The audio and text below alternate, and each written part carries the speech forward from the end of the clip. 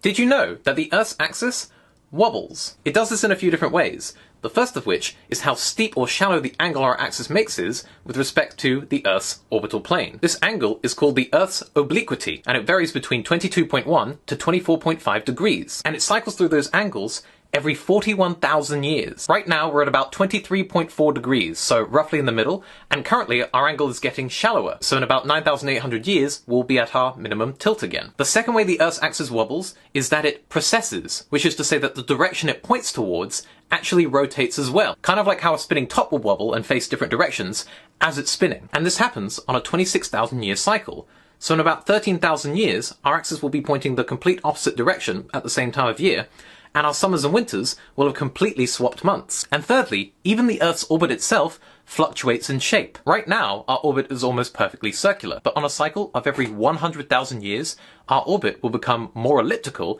and then return to being more circular again. And the mathematical quantity we use to describe how elliptical an orbit is called eccentricity. This cycle happens due to the gravitational pull from Jupiter and Saturn, and it has measurable effects even today. Right now, because the Earth's orbit isn't perfectly circular, summers in the northern hemisphere are roughly 4.5 days longer than their winters. And in around 50,000 years, when we're halfway through our next cycle, when Earth's at its maximum eccentricity, because there'll be times where the Earth is much closer and much further away in its orbit, when it's much closer, we'll be receiving around 23% more solar radiation compared to when we're far away. These three variations of obliquity, precession, and eccentricity are called Milankovitch cycles, and they have a huge effect on the Earth's climate because they massively affect how much radiation we receive and where that radiation is concentrated.